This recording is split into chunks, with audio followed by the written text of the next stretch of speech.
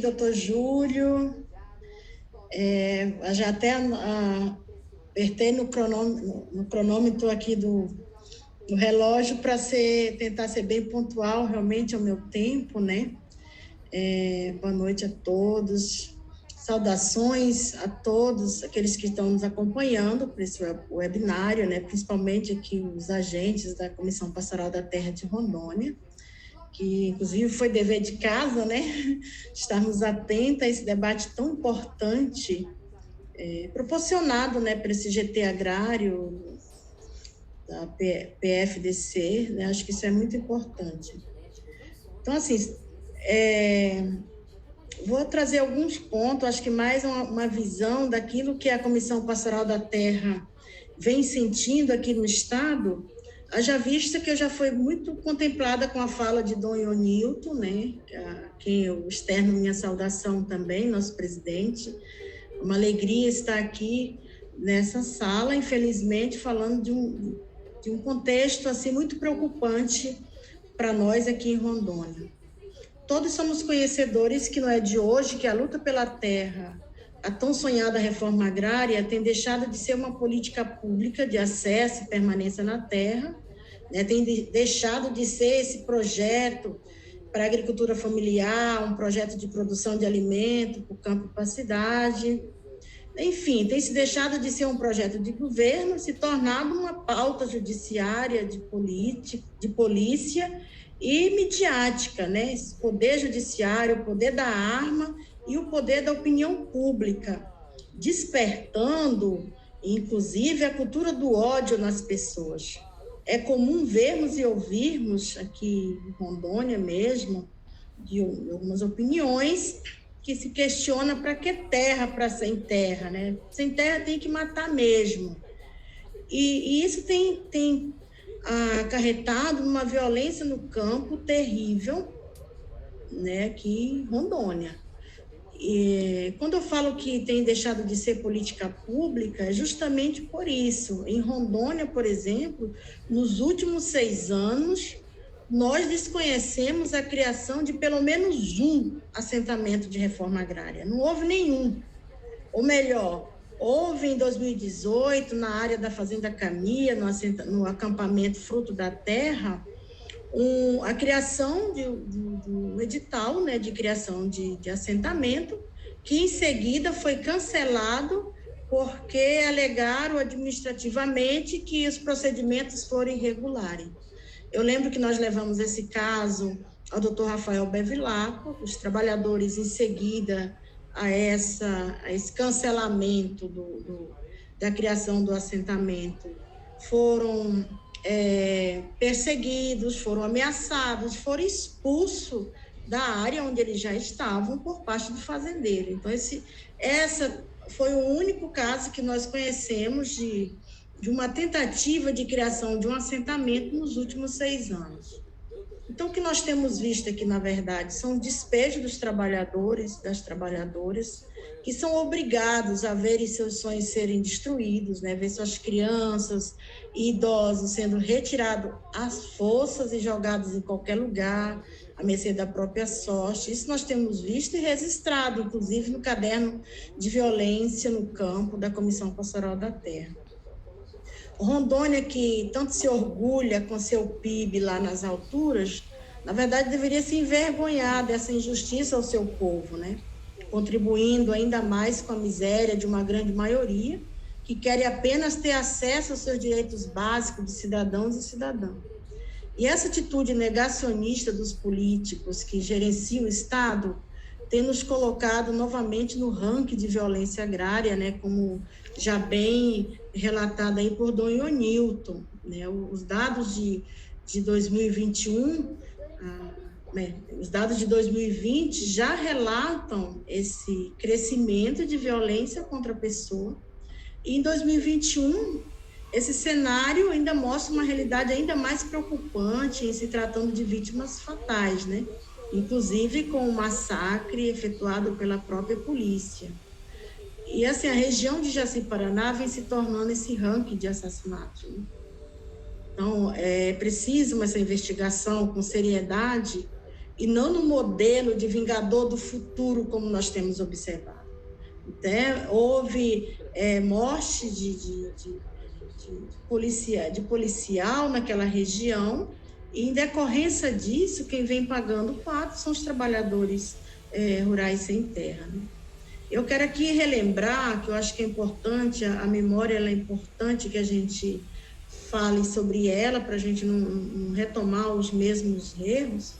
Eu quero relembrar aqui os dias de aflição que vivemos em 2015, 2016, 2017, 3 anos de muita violência no campo. Nesses 3 anos foram registrados 58 assassinatos de trabalhadores aqui em Rondônia. Eu lembro como se fosse hoje, foram 20 vítimas em 2015, 21 em 2016 e 17 em 2017. Aí destaco aqui um caso bem emblemático na época, que foi a caçada feita por policiais fazendo serviços terceirizados a fazendeiros, né? Que eram os jovens, o Juan, o Alice e o Raimundo, na fazenda Tucumã. O Alice teve seu corpo queimado dentro de um veículo, o Rian, o corpo desaparecido, até nos dias de hoje não encontrou. E o Raimundo, que conseguiu sobreviver, se jogou dentro de um brejo, eu lembro que ele nos contou essa história. Logo em seguida, ele sofreu novamente um outro atentado lá em Cujubim, e até que, enfim, através de várias autoridades, nós conseguimos tirar o Raimundo de Rondônia e colocar no programa de proteção às testemunhas. É importante lembrar disso, que eu acho que naquele momento foi uma força-tarefa de órgãos comprometidos, né, era MPF, Procuradoria Federal de Brasília, o Conselho Nacional de Direitos Humanos, o próprio Ministério Público do Estado de Rondônia, que eu trouxe esse caso porque foi o único caso que foi a júri. Nós tivemos, nesse caso, policiais e fazendeiros presos, né? Os policiais que estavam fazendo esse serviço terceirizados por fazendeiro foram presos, e também os fazendeiros.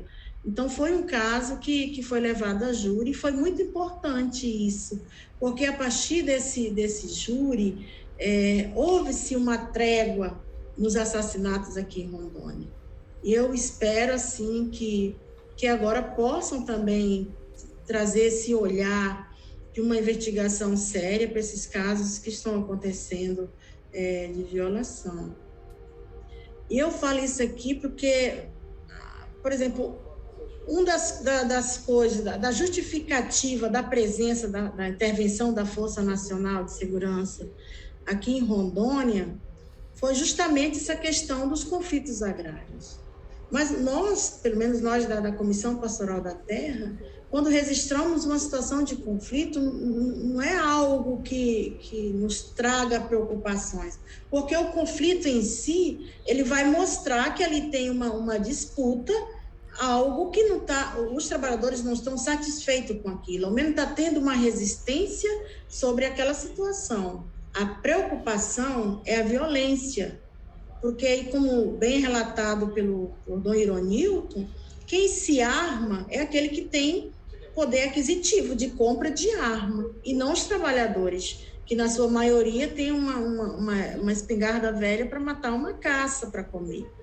Então, essa violência no campo é preocupante demais, e isso vem aumentando, né? Como o próprio doutor Rafael já disse aí, com a chegada da intervenção da Força Nacional, os assassinatos no campo têm redobrado, e isso é assim, muito preocupante para nós. Esperamos, sinceramente, né, que esse debate dê frutos, né? Agradecemos aqui a oportunidade, né, de ter esses órgãos sérios, comprometidos, né, com essa situação que está ocorrendo, e a gente espera que possa novamente ter essa força-tarefa, com a presença do Conselho Nacional de Direitos Humanos, com a presença dos procuradores que aqui estão, e que possa ouvir os trabalhadores que estão encurralados, né, ameaçados de serem despejados, ou até mesmo de perderem a própria vida, porque quando a polícia chega